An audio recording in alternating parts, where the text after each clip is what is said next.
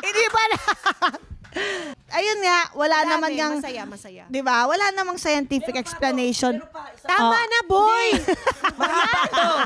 Ito pa, meron pa to lagi. Ano pa? Kasi experience namin to eh. Dalawa kami naka-experience to. Yung pagbuntis lapitin daw ng aswang. Ay, oo. O, kita nyo. O, sige, next topic tayo. Pakita nyo nga. Pwede ba nilang ipakita yung picture ko sa Instagram? Yung pumunta ka sa bahay.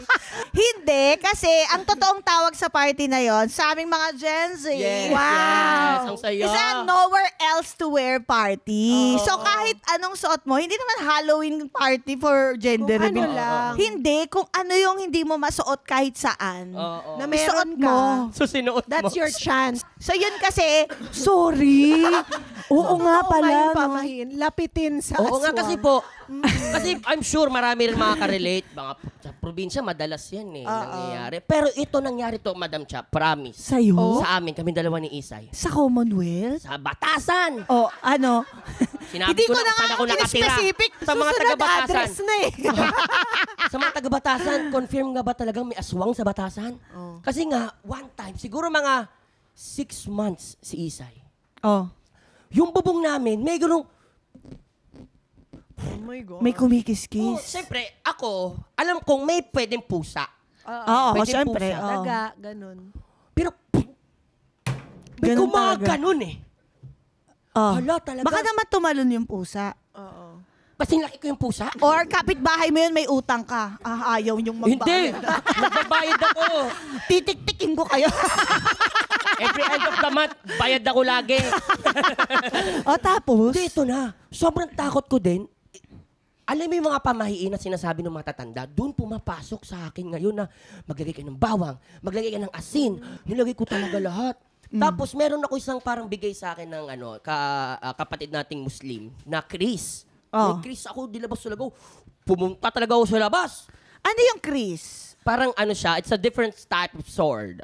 Oh. Yeah. Ang galing There's a ah. katana, there's a Chris, and this is a Bernal.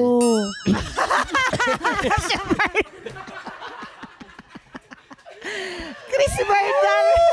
Okay. Oo, basta lumabas talaga ako. So wala rin ako nakita. Pero alam mo yung nararamdaman kong kalahating hindi ako naniniwala, kalahating naniniwala kung parang may aswang. What if nga naman kung may aswang na wala akong ginawa?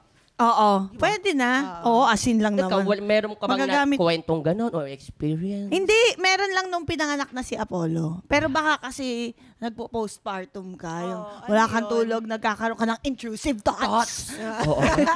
So, parang merong kumakalampag doon sa may balcony. So, Okay. nilagyan din namin ng asin tsaka bawang. Yun. Yun ang Kasi wala hindi ka, may ako- balcony. Kasi may cross.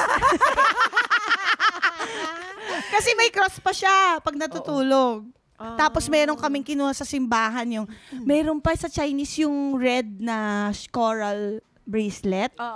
Para pag nabate, hindi siya lapitan. Kasi ang ano, hindi ko nga maintindihan usog, eh. ganon. Oo, so nilalagay ko na lang din, pati yung mga amulets ng mga santo, Yeah. ganyan. Oo. O di, lagay lang natin, tas pa-bless, ganyan. No harm naman, di ba? Anyways, Bless na kaagad. Oo, sorry. napakarami niyang mga pamahiin na yan. Wala man niyang scientific explanation, pero no judgment if you want to believe. But in general, ano ba sa tingin nyo? Nakakatulong ba siya or nakakadagdag ng stress sa mga buntis? Let us know in the comment section right there and there.